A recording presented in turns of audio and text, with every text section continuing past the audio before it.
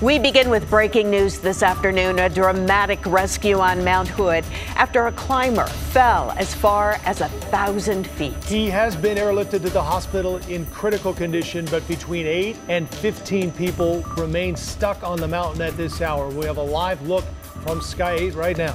And that includes a group of 4 people who also have an injured climber with them, although those injuries are not believed to be life-threatening.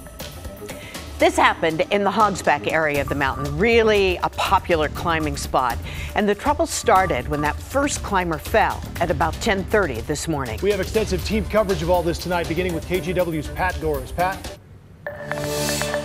Well, Joe, it is actually still going on behind me up on the mountain there. There are still teams, the 304th Rescue Squad, for example, that are just now leaving. So this is far from over for a lot of people that are on the mountain. There's at least a dozen climbers that are still there and as many as 30 rescuers. All this happening on Mount Hood today on a day that began as a beautiful climbing day and then turned ugly. The first call for help came from the mountain around 10:30 this morning. A climber had slipped and fallen on thick ice at the Hogsback, elevation 10,500 feet. As Sky 8 arrived on scene, we could see a group of other climbers that had reached the person who fell and were performing CPR to keep the climber alive. And look above them. Other climbers worked to shield the group from falling rocks and ice tumbling down the mountain, loosened by the late morning sun. This is why most climbers try to reach the top at daybreak and then get off Mount Hood before things heat up. Launching a rescue on Mount Hood is never a fast operation. The mountain looks close, but in reality, it's not. 2.5 hours after the call for help, the Oregon Army National Guard helicopter arrived on scene. As we watched, a medic was lowered from the chopper, and the CPR continued on the ground, an incredible feat that may have lasted the entire 2.5 hours. A few minutes later, we saw the patient loaded and lifted into the helicopter, which flew to Portland. But now it's early afternoon. More than a dozen climbers are still on the mountain, many stuck on the Hogsback area. Rescue teams are making their way up to them. The climbers, we're told, are afraid to move because of all the rocks falling. One described it like being in a bowling alley.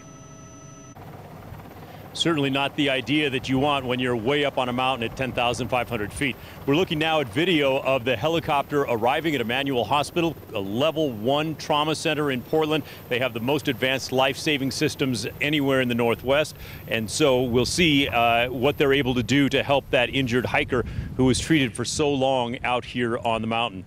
Back here live now, I just saw one of the snowcats heading up with the 304th Squadron, and so this is going to extend on for several hours, and it is very dangerous up there. One of the climbers who turned back and never did get to the summit said the ice is extremely thick, so thick that if you tried to put your crampon in to self-arrest if you're falling, there was no way to penetrate the ice, and that's why they turned back. Back to you.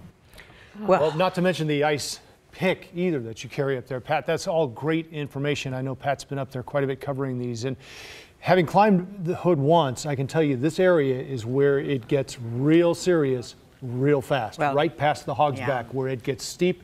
That ice is coming down, rocks are coming down. You could see them trying to just, almost like a hockey goalie, trying to block the rocks from hitting this injured climber. Today seems especially treacherous out there. Well, heroic efforts, though. The best of the best are on the mountain. And KGW's Taylor Vito continues our team coverage tonight. He's been talking with other climbers about the conditions on Hood right now. Taylor.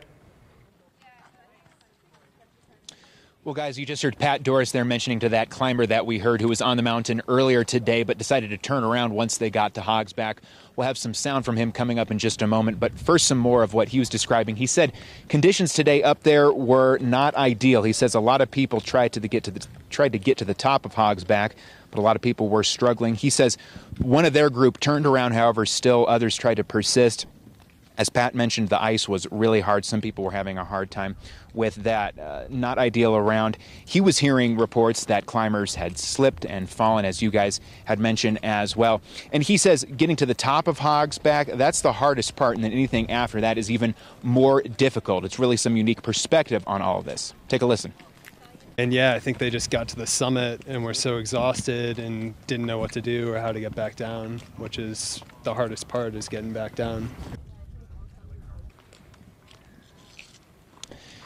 Meanwhile, as those rescue operations are going on, it is worth noting that here at the Timberline Lodge parking lot and the Y East Lodge parking lot, things seem to remain pretty much as they would be for skiers and snowboarders in this area. Again, those rescue operations all taking place much higher up on the mountain. Guys?